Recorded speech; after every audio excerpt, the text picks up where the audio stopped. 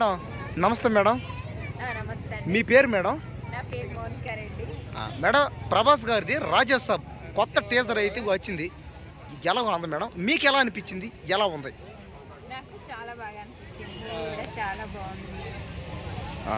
ఇంకా ప్రభాస్ యాక్టింగ్ కూడా చాలా బాగుంది. సో అందరికీ డార్లింగ్ కదా. అంటే చాలా రోజుల తర్వాత హర్రర్, ఇది హర్రర్ ఉంది, లవ్ ఉంది, రొమాన్స్ ఉంది. అంటే మీకేమనిపించింది మేడం? నాకు నచ్చింది. ఓకే, బాగుంది, చాలా బాగుంది. అంటే ప్రభాస్ గారు హర్రర్ కాన్సెప్ట్ చేస్తారంటారు? చేస్తారు. ఎందుకు వేరు హీరో అన్నాక అన్నీ చేస్తారు. గట్టి మాట్లాడు, కొంచెం గట్టి చేస్తారు హీరో అన్నప్పుడు.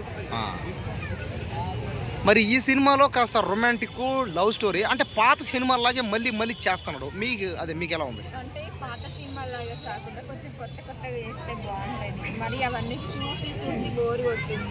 అంటే దీంతో దయ్యం అంటగా ప్రభాస్, నిజమేనా? అది క్యారెక్టర్లో కావచ్చు, కానీ రియల్గా అయితే కాదు. రియల్గా కాదు, మేము అడగలేదు. అడుగుతున్నాం. ఈ సినిమాలో దయ్యం క్యారెక్టర్ చేశారంటే నిజమేనా? అవునా? అంటే దెయ్యం క్యారెక్టర్ అన్న మేడం? దెయ్యం క్యారెక్టరేనా? క్యారెక్టర్ చేశారండి, కానీ బాగుంది మూవీ. బాగుందా? మూవీ అదే ట్రైలర్ బాగుంది.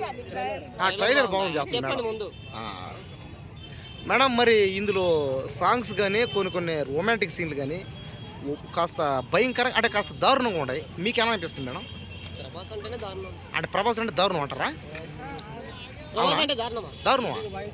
చూడండి ఫ్రెండ్స్, అంటే రొమాంటిక్ సీన్లు మేడం, రొమాంటిక్ సీన్లు కాస్త ఎక్కువగా ఉన్నట్టున్నాయి. మీకు ఎలా అనిపించింది? అనిపించిందండి.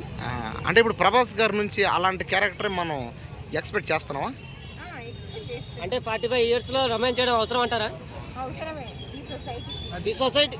అంటే రొమాంటిక్ కంటెంట్ కాకుండా ఇంకేదైనా చేయొచ్చు కదా అని అందరూ అంటున్నారు. మీరేమంటారు మేడం? ఎందుకు చేసే అన్ని రోజులు లేనియండి ప్రభాస్. ఓకే, ప్రభాస్ జై రెబల్ స్టార్. ఓకే, చేయొచ్చు. ఏం గట్టిగా మాట్లాడలేకపోతున్నారా? తిన్నారా లేదా? మధ్యాహ్నం weekend. Okay, bye. Okay madam, right.